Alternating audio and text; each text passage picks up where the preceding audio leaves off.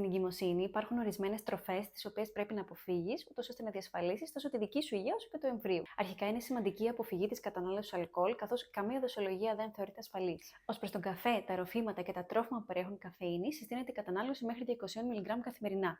Εάν όλη η καφεΐνη σου προέρχεται από καφέ, αυτό αντιστοιχεί σε 1,5 έως 2 κούπες καφέ φίλτρου υγιεινές ή 2-3 μονούς εσπρέσο ή 4 κούπες τσάι. Φρόντισε να πλένεις σχολαστικά τα φρούτα και τα λαχανικά πριν τα καταναλώσεις με νερό και ξύδι.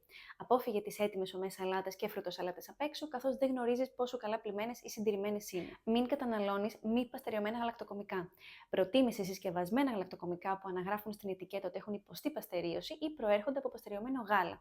Τυριά που είναι πιθανόν να μην προέρχονται από παστεριωμένο γάλα είναι το μπλε τυρί, η γκοργκοτζόλο, το ροκφόρ και το καμαμπέρ. Αποφύγε τη συχνή κατανάλωση κοτιού λόγω αυξημένης περιεκτικότητας σε βιταμίνη Α και μεγάλων ψαριών όπως οξυφίας λόγω πιθανής αυξημένης συγκέντρωσης βαρέων μετάλλων. Το κρέας, το κοτόπουλο, το ψάρι και τα θαλασσινά πρέπει να είναι πολύ καλά μαγειρεμένα και σε καμία περίπτωση μην τα καταναλώσει ομά όπως σούσι, ομά, οστρακοειδή, ταρτάρ και medium ή rare.